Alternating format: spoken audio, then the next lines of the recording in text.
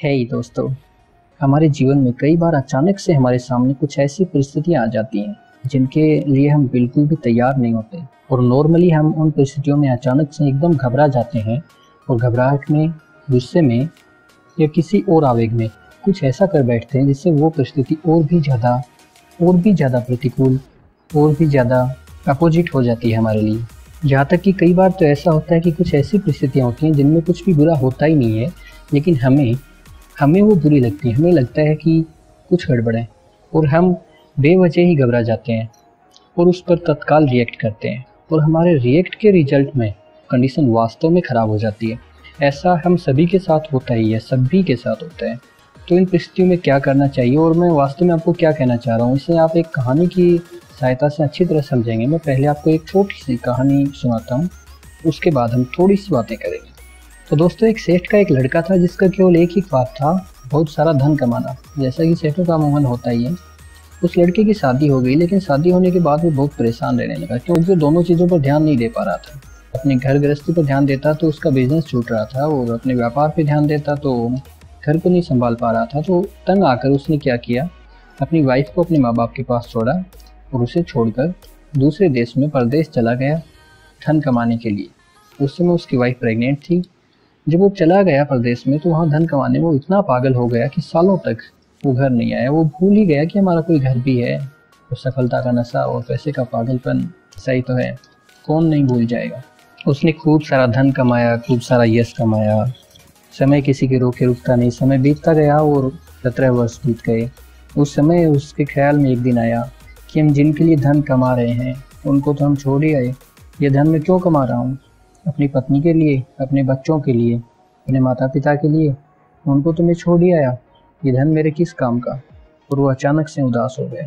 तत्काल उसने पिताजी को एक पत्र लिखा, की सूचना दी और उसी समय अपना सारा बिजनेस वहीं छोड़ के अपनी पूंजी और धन संपत्ति इकट्ठा करके वहाँ से चल पड़ा। जहाज में बैठकर आने लगा।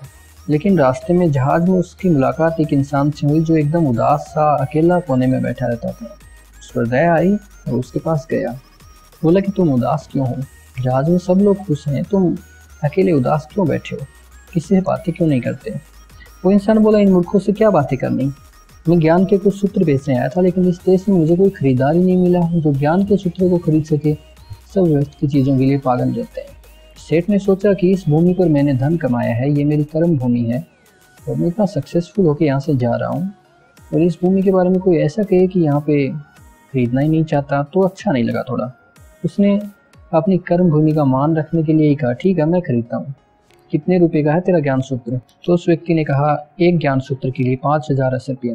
5,000? सेठ का दिमाग चकरा गया। 5,000 सोने के रुपया सिर्फ एक ज्ञान के सूत्र के लिए? फिर भी अपनी कर्म भूमि का मान तो रखना ही था और पैसे की कोई कमी ना थी, तो उसने 5,000 रुपया दे दी और सूत्र ले लिया। तो उस व्यक्ति ने सूत्र बताया कि कोई भी प्रतिक्रिया करने से पहले 2 मिनट रुककर सोच लेना। बस इसी बात की उसने 5,000 ले लिए।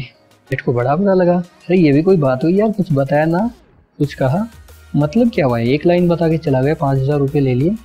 चलो फिर भी सेठ ने सोचा, ठीक है 5,000 रुपया दी हैं तो इस सूत्र से कुछ काम तो लूँगा, इसे जीवन में लागू करके देखते हैं। ऐसे ही सोचते हुए वो अपने घर की तरफ आने लगा और जब घर पहुंचा तो उसने सोचा क्यों न अपनी पत्नी को सरप्राइज दिया जाए।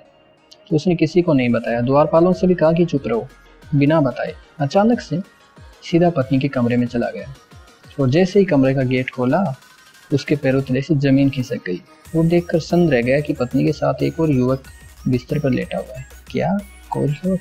उसे सब समझ में आ गया कि मेरे पीछे से यहाँ पे क्या गुल खिलाए जा रहे थे। तत्काल उसने तलवार निकाली और दोनों की गर्दन अलग करने वाला था कि उसे वो ज्ञान सूत्र याद आया। अरे यार, अभी अभी 5,000 रुपया देके एक सूत्र खरीदा है, अप्लाई करके देखते हैं। रुका, उसने कंट्रोल किया जैसे तैसे और उसने सोचा कि चलो 2 मिनट रुकने के लिए कहा, 2 मिनट रुक के इनकी गर्दन उड़ाई दूंगा। और जैसे ही वो रुका तो वो सोचने लगा कि पत्नी के साथ जो सोया हुआ है ये कौन हो सकता है, चलो पहले देखे तो सही, ऐसे ही किसी को मारना उचित नहीं। वो ये सोच ही रहा था कि हड़बड़ाहट में उसकी तलवार पीछे रखे बर्तनों से टकरा गई और तेज आवाज के साथ बर्तन गिर गए और पत्नी उठ गई।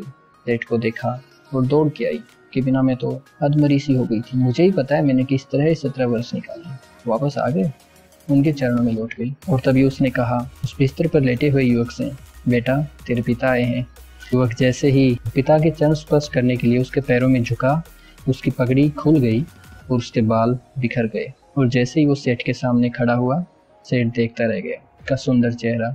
वो युवक नहीं, एक युवती थी। उसकी पत्नी ने बताया कि आपके जाने के बाद यह पैदा हुई, ताकि अनुपस्थिति में इसके सम्मान को कोई आंच न आए, इसलिए मैंने इसे लड़के की तरह पाला। सेठ को सारी कहानी बताती चली गई, लेकिन सेठ कहाँ सुन रहा था। उसका दिमाग तो कहीं और था, तो पागल हुआ जा रहा था। सोच सोच के अंदर ही अंदर घुटा जा रहा था कि मैं क्या कर रहा था। अगर मैंने 5,000 रुपये देकर ये सूत्र ना खरीदा होता, मेरे हाथों से क्या हो जाता? निर्दोष परिवार की हत्या हो जाती और मैं जिंदगी भर खुद को कभी माफ नहीं कर पाता। अरे माफ करना तो दूर, में जी ही नहीं पाता। वो सोच रहा था कि उस समय वो सूत्र मुझे बहुत महंगा लग रहा था। मैं कह रहा था कि 5,080 रुपया लेकर एक लाइन बोलकर चला गया, लेकिन अब समझ में आ रहा है इसके लिए मैं मेरे पूरे जीवन की कमाई दे दूं तो भी कम है। दोस्तों, आपके लिए भी ये सूत्र अमूल्य है। ये बात मैं वैसे आपको बता चुका हूँ, जस्ट इससे पिछले वीडियो में गुस्से को नियंत्रित करने वाले में मैंने यही बताया था। बस उसी को थोड़ा अच्छी तरह से समझाने के लिए फिर से एक वीडियो बनाया। और सिर्फ गुस्से के लिए नहीं, ऐसा हो जो आपको समझ में ना आए, जिससे आप घबरा जाएं या जिस पर आप तत्काल प्रतिक्रिया करना चाहें, उसमें थोड़ा रुक जाएं, रिलैक्स हो जाएं, थोड़ा अपनी श्वास को देखें, थोड़ा ध्यान दें अपनी श्वास पे, उसमें आ रहे परिवर्तन को देखें। इससे बहुत कुछ होगा। इससे अपना दिमाग एकदम से रिलैक्स हो जाएगा और आप सोच सकेंगे, कंडीशन को देख सकेंगे। उसके बाद सांस लें और फिर सोचें और देखें अच्छी तरह से। पहले ऑब्जर्वेशन करें, अवलोकन करें कि क्या हो रहा है, रियलिटी क्या है, और फिर कोई रिएक्ट करें। चाहे आपको गुस्सा आए, चाहे आपको किसी पे अचानक से बहुत ज़्यादा प्यार आए, किसी चीज़ से डर लगे या आपको गहरा धक्का लगे, हर कंडीशन में आपको यही करना है। एक बार रुकें, थोड़ा सा खुद पे, अपनी श्वास पे ध्यान दें, कंडीशन को समझने का प्रयास करें। दोस्तों, ये छोटे छोटे सूत्र ना हमारे जीवन को बदल सकते हैं। आपको भी पता है और मुझे भी पता है कि इस चीज़ से वास्तव में हमारे जीवन में परिवर्तन लाए जा सकते हैं। अगर हम इसे अप्लाई करेंगे तो निश्चित ही इससे हमें बहुत लाभ मिलेगा। ये बात हम अच्छी तरह से जानते हैं, लेकिन हम इसे अप्लाई नहीं करते। क्यों नहीं करते पता है? फिर कौन अप्लाई करेगा? मैंने बोल दिया, आपने सुन लिया, बस बात खत्म। आपको पहले से पता था, फिर भी आप अप्लाई नहीं कर रहे थे, अब भी नहीं करेंगे। सेठ ने अप्लाई पता है क्यों किया? उसने 5,080 रुपया खर्च की थी। आपका तो ढेला लगा नहीं, मेरा तो ढेला लगा नहीं, तो मैं अप्लाई करूँ? क्यों आप अप्लाई करोगे? शायद इसीलिए उस व्यक्ति ने 5,080 रुपया ली थी, वरना उस व्यक्ति को 80 रुपयों से क्या काम, जो जीवन के सूत्र को समझ गया। पर वो ये भी समझ गया था कि अगर इसे फ्री में दे दिया गया तो ये किसी के कोई काम नहीं आएगा। अब मैं तो आपसे 80 रुपया ले नहीं सकता, ना आप दे सकते हो, तो अब खुद ही सोच लो भाइयों। अगर इसे अप्लाई कर सकते हो तो ज़रूर करना। कुछ खास तो करना ही नहीं है, बस थोड़ा सा रुकना है, जस्ट ए लिटिल गैप। क्रिया और प्रतिक्रिया के बीच में थोड़ा सा एक गैप, बस ये आपकी अनेक प्रॉब्लम्स को सोल्व कर देगा। और यकीन ना हो तो अपनी पास्ट लाइफ के बारे में थोड़ा सा सोचिए। कई ऐसी कंडीशंस होंगी जिनमें आपको लगता होगा कि काश मैं ये न करता, काश मैं ये ना करता, काश मैंने रुक के थोड़ा सोच लिया होता। ऐसा तो बार बार होता है। अगर आप उस समय रुक के सोचते तो सोचिए आज आपकी लाइफ कितनी बेटर होगी। तो ये भी सोचिए अब भी, आगे भी, तो भविष्य में आपकी लाइफ कितनी बेटर हो सकती है। It's very simple. ठीक है, जरा सोचना इस बारे में। अच्छा लगा तो मेरे वीडियो को लाइक कर दीजिएगा और चैनल को सब्सक्राइब तो कर लिया होगा। अगर ना किया है तो रिक्वेस्ट कर रहा हूँ यार, अब भी कर लीजिए और बेल आइकन को दबा दीजिए। आपके मन में जो भी आ रहा है वो मुझे कमेंट्स में बताइएगा। क्या ये इन्फॉर्मेशन आपके लिए उपयोगी है या अनुपयोगी है? ओके, अभी के लिए इतना ही। बाय, जल्दी मिलते हैं। Take care.